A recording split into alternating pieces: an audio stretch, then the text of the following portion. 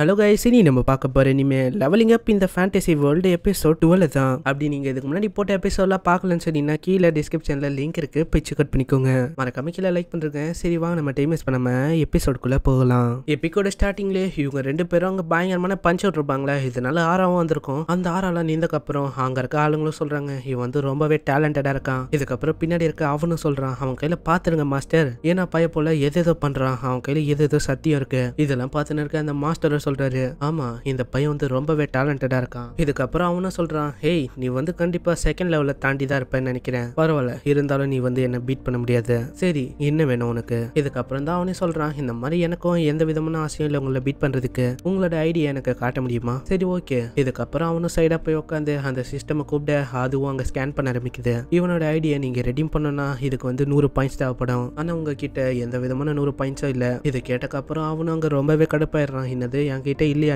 எதுக்கு இந்த கேபிட்டல் எவ்வளவு டேட்டியா இருக்கு, அதுவும் இல்லாம இது ரொம்பவே அதிகமா இருக்கு இப்படின்னு இவனும் அங்க ரொம்பவே கத்தின்னு இருக்க. இதுக்கப்புறம் அவனும் அங்க சைட்ல பார்க்க நம்ம சாயிவை பார்த்தோன்னே அவனுக்கு ஒரு ஐடியா வருது. இதனாலே நம்ம சாய் கிட்ட போய் அவனும் கேட்கறான், இந்த மாதிரி உன்னால கொஞ்சம் என்னை என்கரேஜ் பண்ண முடியுமா, போங்க கோயின் உங்களால கண்டிப்பா முடியும் அப்படி இப்படின்னு இவ்வளவு பயங்கரமா என்கரேஜ் பண்ணிருக்கா. இதெல்லாம் பார்த்துக்கு அப்புறம் அவனும் சொல்றான், நீங்க என்கரேஜ் பண்றது நல்லா தான் இருக்கு சாயு, இருந்தாலும் நீங்க வந்து இப்படி என்கரேஜ் பண்ணுங்க, இந்த மாதிரி மொத்தவங்க எல்லாருமே ஜெலஸ் ஆகணும் அந்த மாதிரி. இதை கேட்டோன்னே அவளுக்கும் புரியுது. இதனாலே அவளும் வந்து அங்க கட்டி பிடிக்க இதை பார்த்தா மற்றவங்க எல்லாருக்குமே வயிறு எரியுது. இந்த மாதிரி இவனுக்குன்னு ஒரு அழகான பொண்ணு இருக்கா, அதுவும் இல்லாம எனக்கும் இந்த மாதிரி ஹக் வேணும் இப்படின்னு மற்றவங்க எல்லாருமே அங்க யோசிச்சுன்னு இருக்காங்க. இதனால அவங்களுக்கும் வயிறு எரியுதா. இதனால சில பல பாயிண்ட்ஸும் நம்ம ஹீரோக்கும் அங்க கிடைக்குது. இப்போதான் அந்த சிஸ்டமே சொல்லுது, இந்த மாதிரி உங்களுக்கு தேவையான பாயிண்ட்ஸ் வந்து உங்களுக்கு கிடைச்சிருச்சு, இப்போ வந்து உங்களால அந்த எலிக்சரை வாங்க முடியும், அதுவும் இல்லாம உங்களை அப்டேட்டும் பண்ண முடியும், சரி பண்ணி தொலை வேற என்ன பண்றது இப்படின்னு அதுவும் சொல்ல அந்த சிஸ்டமும் அங்க வந்து அப்டேட் பண்ணிட்டு பார்த்தா அங்க ஒரே வெளிச்சமாவுது. இவனை சுத்தி ஏதோ ஒரு ரேஸும் அங்க வர ஆரம்பிக்குது. இதெல்லாம் பார்க்கணும் நம்ம ஜாயும் அங்க ரொம்பவே ஷாக் ஆயின்னு இருக்கா.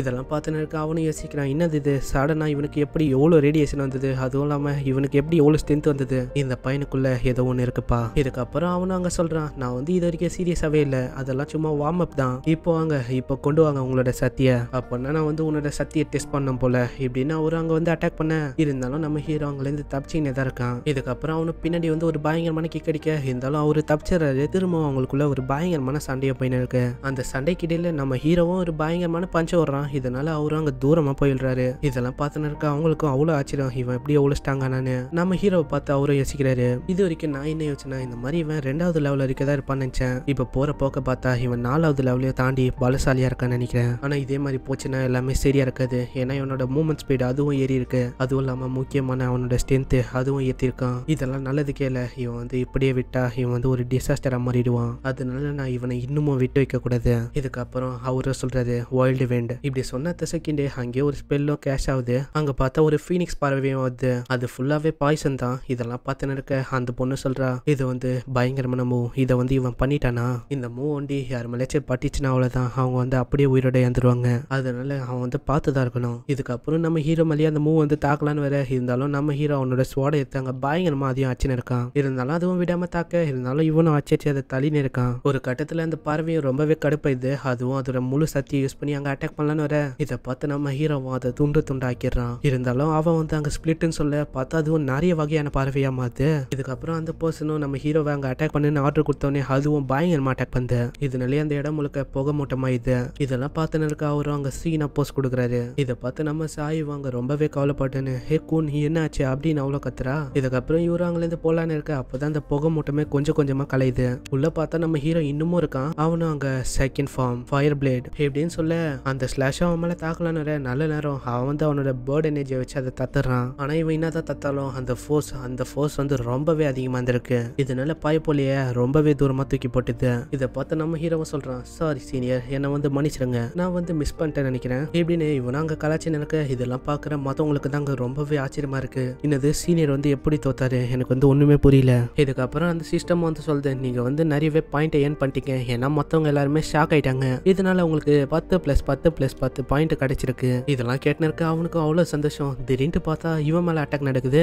யார் அதுன்னு பார்த்தா அந்த லேடி தான். எவ்வளவு தைரியம் தான் எங்க ஆளுங்களே நீ வந்து ஹெட் பண்ணிருப்ப.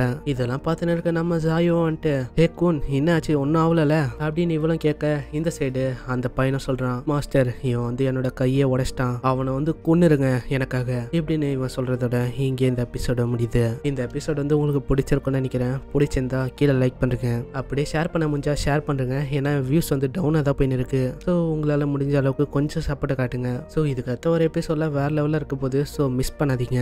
ஸோ இந்த லேடி வந்து இப்போ இறங்கி இருக்கு. இதுக்கு அடுத்தது நம்ம ஹீரோ வந்து என்ன பண்ண போகிறான் இதெல்லாம் நம்ம அடுத்த ஒரு எபிசோட்ல நம்ம சந்திக்கலாம். ஸோ அது வரைக்கும் வெயிட் பண்ணுங்க. இவங்க அந்த வீடியோவை இங்கே முடிச்சனால நானும் இந்த எபிசோட இங்கே முடிச்சுக்கிறேன். உங்களை நான் அடுத்த எபிசோட்ல சந்திக்கிறேன். அது வரைக்கும் சைனரா.